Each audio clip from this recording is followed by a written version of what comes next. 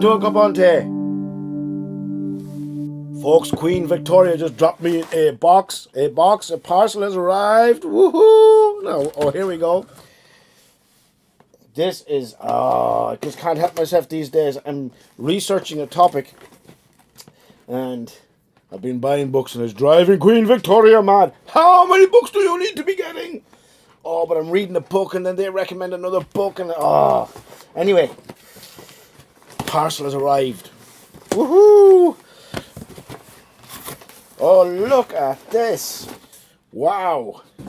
Oh, 2 books, and they came as a box set. This is amazing. That'll keep me quiet for a little while. Yeah. Paul and the Faithfulness of God. Excellent stuff. Now, here's the thing about it is, you're not going to believe this, right? I think this is amazing. I only ordered those 12 hours ago, and I have them in my possession already. This is unbelievable. They came from the UK. It said on Amazon that they were going to be delivered the next morning. It was like, they're going to come over, they're going to come by on post. How are they going to be here? And they arrived within 12 hours of me ordering it on a Sunday evening. That just boggles my mind.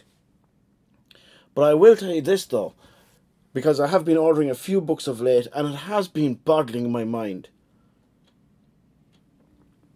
I think as people, we have lost the art of waiting.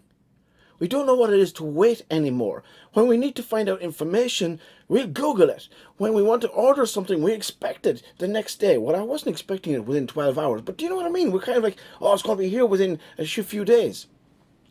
Once upon a time, we'd order something and it could take a month or 6 weeks to come. It used to take a long time for a letter to arrive, a few days maybe. But now we expect everything to be instantaneous, right now.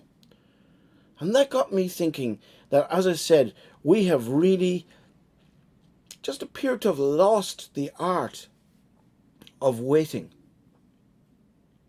And yet, when I'm driving along the road, I have to confess to you all, guys, one of the songs that continuously floats around my mind as I'm having my time of prayer, and it's not a Christian song, although it's not, too far off. It could be converted into one.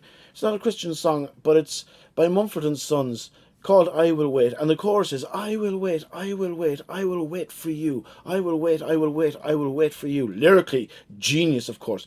But the tune has it that it goes around, and I'm just there, Lord, I will wait for you. But the question is, do I really, really wait on the Lord?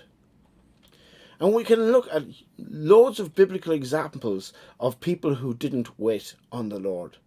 Abraham was one of those. It ended up that he went and decided, himself and Sarah, to take things into their own hands. Look at where that got us all.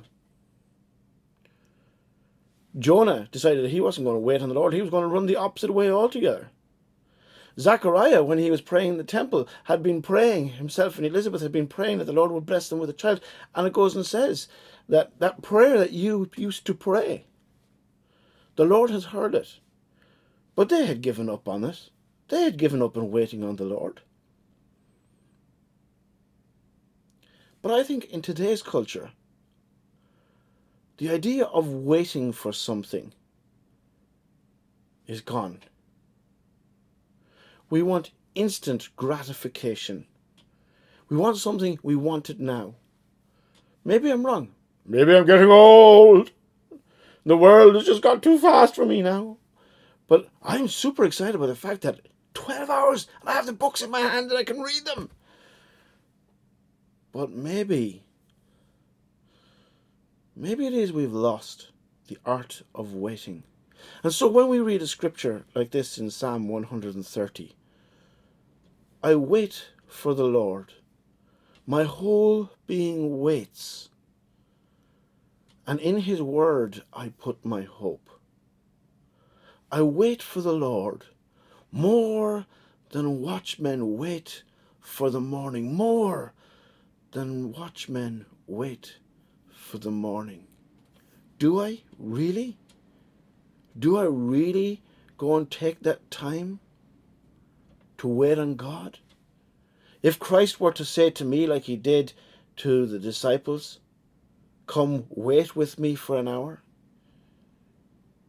would I be able? Am I capable of waiting?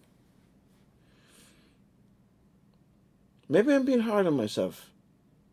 But let me ask you the question. Are you able to wait on the Lord? You know, we can get very judgmental of the Jewish people, especially at this time of year, who are waiting the coming of the Lord. They were waiting the coming of their Messiah. And the last prophetic word, commentators tell us, was from the book of Malachi, was Malachi. And it was 400 years before the Lord spoke.